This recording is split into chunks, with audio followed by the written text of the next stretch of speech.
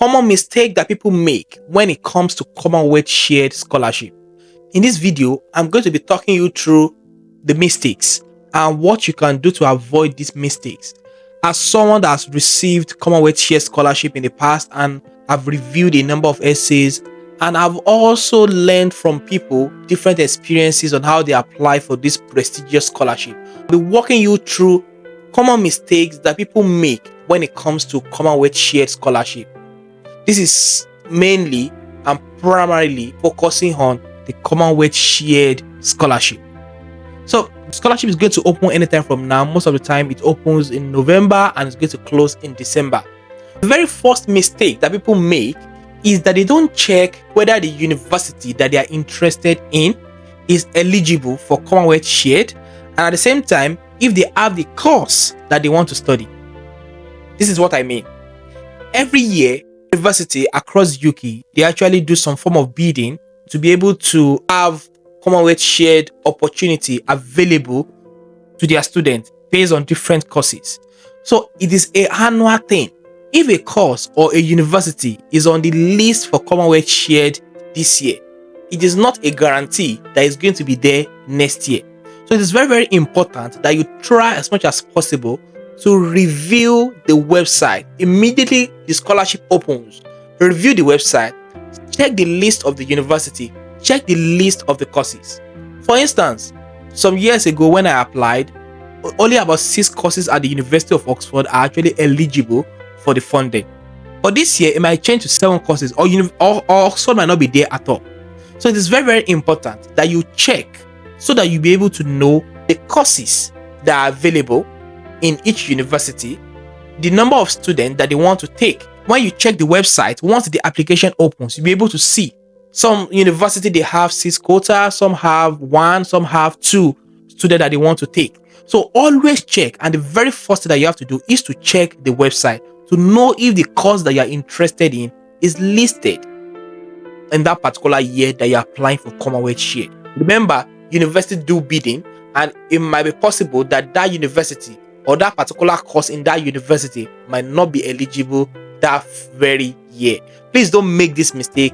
I know a number of people that make this particular mistake. They already prepare their application, and once the application open, they just feel a little bit disappointed that the course is not listed. So know that it is possible. I also know some people that make this mistake. They only apply for the scholarship on the Commonwealth Shared website, and they won't bother to check the requirement of the course in the university. Remember, you have to have admission offer as well at the end of the day. Though when you are applying, you don't need to have any offer. Remember that. When you are applying for Commonwealth Shared, you don't need to have any offer in any university in the UK. So people make this particular mistake. They will just apply for the scholarship on the Commonwealth website, and they will not apply or check the requirement on the university webpage. You have to do the two. You have to check. Even though when you're applying for the Commonwealth Shared Scholarship, you don't need to have any offer, but later you still need the offer. You need to have admission, not just the scholarship alone. So you need to check the university website, read the course requirement, and also prepare an application. Let me give you a very good example. For instance, the University of Oxford, most of the courses are going to close in December, and the Commonwealth Shared Scholarship is going to close in let's say mid-December, for instance. So you have to make sure that you also check the courses in Oxford as well. Once the application opens, check the courses, know the deadline, and apply to them if you're applying to many. So make sure that as you're applying for the scholarship, let's say you have a particular course that you want to apply for, let's say in Cambridge, you have to check whether it is available on the Commonwealth Shared. You know that. And you also have to make sure that you've read the requirement of the course and you apply to that course as well. So that means that you have to try to do 2 things at the same time. Even though some schools, they have some restriction that, oh, okay, just apply for Commonwealth Shared, and when you get the offer, you will be able to apply for the admission later. But not all university. Please check when the course is going to close, and at the same time, apply for the funding through Commonwealth Shared website. So you have to do the 2 hand in hand. Another mistake that people make is that they apply to many schools in one application. This is what I mean. I know someone that said when he was writing up his application, he put quite a lot of university in one application. No, there's a way you can apply for separate university. Let's say you're applying for a program in Oxford, you apply for a program in Cambridge, you apply for a program in Nottingham. You have to submit separate application. Not that you fill everything together now. Okay, I want to study this, study that in one application, in one essay. No, you have to make sure that you submit separate application. It can be a bit dicey the way the website is actually constructed, but try as much as possible to make sure that you check that. So for if you're applying to a program in Oxford, you have to make sure that you submit a separate application from the program that you're applying to in Cambridge. So I know people that make this mistake. People might think that, okay, it's common sense.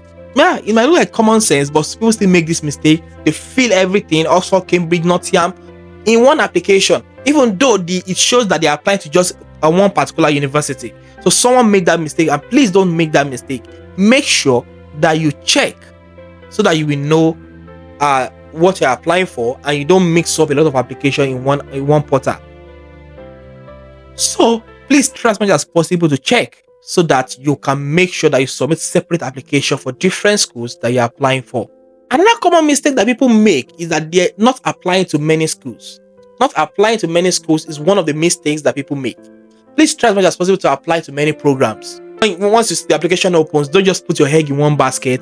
Apply to many programs as possible, and remember to do what? To submit separate application on the application portal.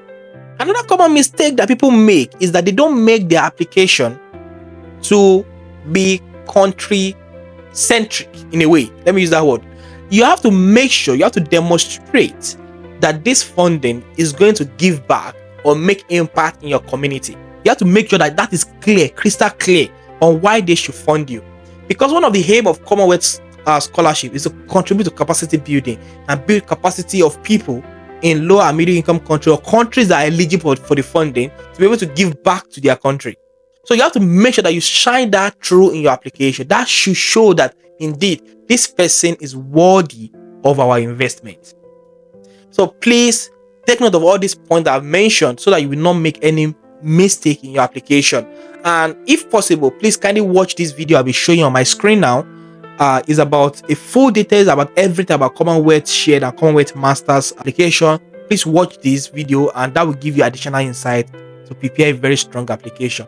Thank you very much for watching. Bye.